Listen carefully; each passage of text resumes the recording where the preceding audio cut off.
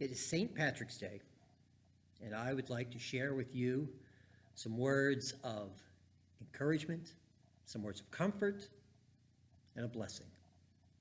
I want to talk to you about saints, snakes, and science.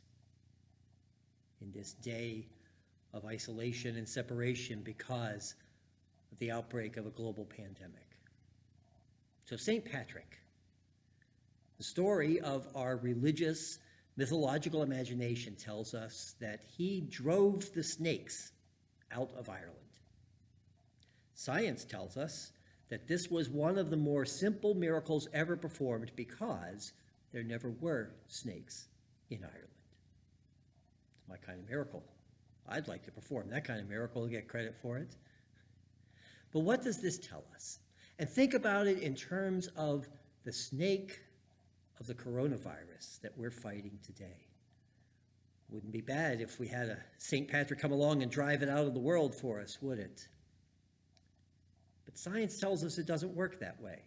Science tells us to wash our hands and to keep social distancing, that that's the answer to our dilemma. But some people are choosing instead to say, well, God will protect me.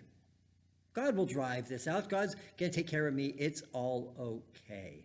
These are the same people who would want to keep that suspicious ending to the Gospel of Mark, the one that says that we will be able to drink poison and handle snakes without being bitten or harmed. Can God do those things? Of course God can do those things. But even the other gospel writers who had Mark as their source chose not to include that verse. Perhaps they understood that it's not about testing God. It's not about expecting God to do the miracle, but expecting God to still be speaking in our minds, in our rationality, in science. We need social distancing, not snake handling. We need to seek the blessing of reason and understand that we are blessed with technology that can keep us connected. So that what really needs to be driven away, what the religious mythological imagination tells us, is that what harms us and what we're fearful of is what's driven away. For how many people are fearful of snakes? And to have them gone and know they're not a problem is a true blessing. So even if they've been driven away because they never were here, even if their fear is unfounded, the fear is real, and you need a St. Patrick to drive that away. And that we have today. We have our faith.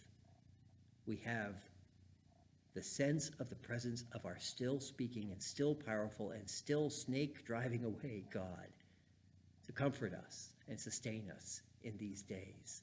Let that be a blessing to you this day and a blessing to others as you share it. And I want to end with a blessing from Ireland. Deep peace of the running wave to you. Deep peace of the flowing air to you.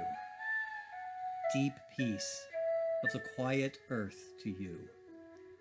Deep peace of the shining stars to you. Deep peace of the gentle night to you. Moon and stars pour their healing light on you. Deep peace to you.